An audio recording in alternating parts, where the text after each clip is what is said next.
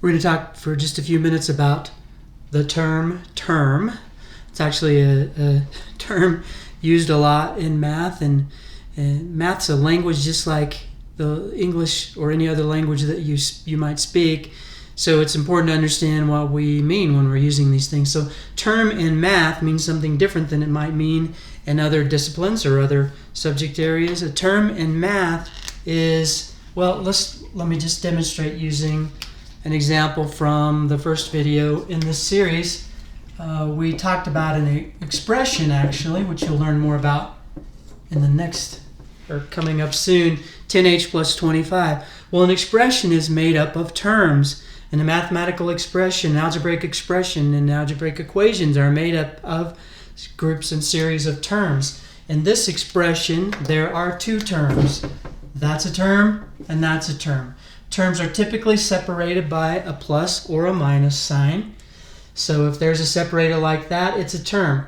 If they're multiplied or divided, they're not separated. They're among the same terms. So 10 times h, 10, a number written beside a letter, or letters written beside each other like x, y, z, those are all multiplied. If they're all in a group multiplied, then that represents a term. So if they're multiplied, and this would be like x over y, would also represent one term. Multiplication or division, there's still one term. Addition separates terms, and we'll go over this ad nauseum so you'll get it. So two terms and that expression.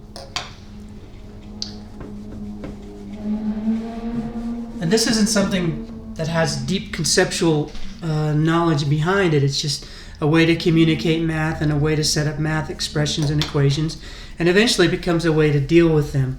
So just examples of things that could be terms. Any constant, so 4 could be a term, 8, any constant, any number could be a term. Just like we saw in the 10h plus 25, the 25 was a term. Any letter by itself,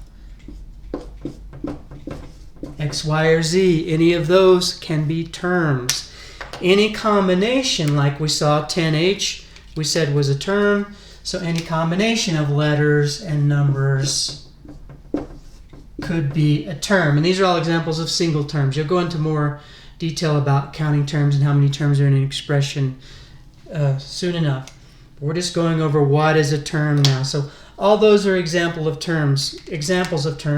And terms can get really complex, like I already showed you one like x, y, z, term, throw a 9 in front of it, still a term.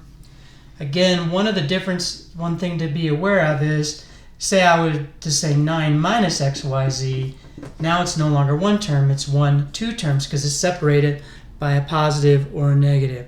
So all bunched up, multiplied or divided, one term, separated by positive or negative. Now you got an expression with multiple terms, and in this case, there are two. But you'll get a lot more practice with that.